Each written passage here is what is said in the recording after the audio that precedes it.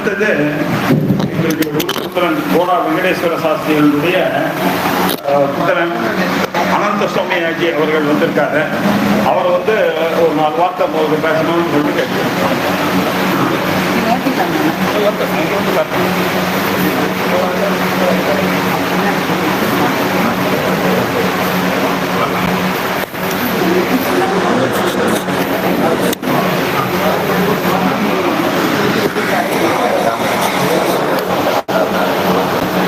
श्री गुरुभ्यो नमः। कुंडली कुमारी कुटिले चंडी चराचर सवित्री चामुंडे गुणिनि गुहारिणि गुह्ये गुरुमूर्ते त्वां नमामि कामाक्षि। श्री गुरुभ्यो नमः। सौभाग्य भास्करे मिथ्या जगदधिष्ठान इति नाम स्वीकृत्य किंचित् प्रतिपादितुम् उच्यते।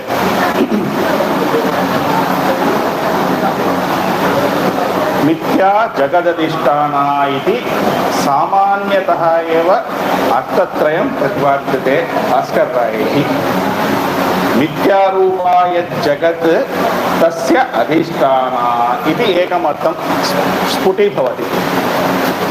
ततः परं नित्य अधिष्ठा इत्येव अधिष्ठानपरत्वं स्वीक्रियते। एवं च मिथ्यारूपाया अधिष्ठा यः परमशिवः तस्य अनः प्राणः इति अम्बा इत्यर्थः स्वीक्रियते। एतत्तु द्वितीयम् अर्थम्।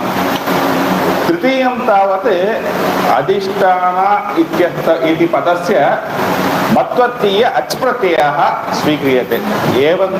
एवं च मिथ्यारूप यत् अधिष्ठातृत्वम् अधिष्ठितं यस्याम् इति अर्थः भवति। एवं च सर्वदापि मिथ्यारूप जगतः अधिष्ठा भवति परमेश्वरी इति फलति। परन्तु एतेषां त्रयाणामपि अर्थानां स्वीकारे किञ्चित् क्लेशः भवति। किं तत् क्लेशः इत्युक्ते तन्त्रमते तावत् जगतः सत्यत्वं स्वीक्रियते। वेदान्तमते तावत् जगतः मिथ्यात्वं भवति। परन्तु तन्त्रमते तथा न। तन्त्रमते तावत् यथा मृत् सत्यं तथैव जगदपि सत्यम् इति। एवं स्थिते कथं मिथ्यारूप जगतः अधिष्ठानः इति वक्तुं शक्यते इति क्लेशः भवति। इत्येवं सति ननु अय्यो बहुसूत्रैः भगवतः बादरायणेन प्रतिपादितं खलु वेदान्तः इत्येतत् सत्यं वेदान्तं प्रतिपादितं। तत्र मायामात्रमिदं द्वैतम् इत्युक्ते केवल मायामात्रस्य भेदस्य एव मायामात्रत्वं द्वैतत्वम् उक्तं, तस्य मिथ्यात्वं प्रतिपादितं। भेदवतः जगतः तस्मात् जगत् सत्यमेव। परन्तु देवता जगतः देवता स्वरूप जगतः सत्यत्वमेव प्रतिपादितम्। एवं च बादरायणेनापि उक्तं प्रकृत्यधिकरणे प्रकृतिश्च प्रतिज्ञा निष्ठान्तरोधात् इत्युक्त्वा आत्मकृतेश्च परिणामात् इति सूत्रेण स्पष्टीकृतं बादरायणेन। ननु अपि च भगवत्पादेनापि बहुत्र विवर्तवादमेव स्वीकृतम् अस्ति। परन्तु सौन्दर्यलहर्यां तावत् मनस्त्वं व्योमस्त्वम् इति श्लोके तव परिणतायां शिवे इति परिणामवादः स्व इष्टमतमपि स्फुटीकृतं भगवत्पादैः। एवं च जगतः सत्यत्व स्वीकारे सत्यत्वस्वीकारे मिथ्या जगदिष्टाना इति कथं वक्तुं शक्यते इत्युक्ते जगतः सत्यत्वे अपि मिथ्यारूपं यद् अधिष्ठान आधेयस्वरूपं भवति तस्य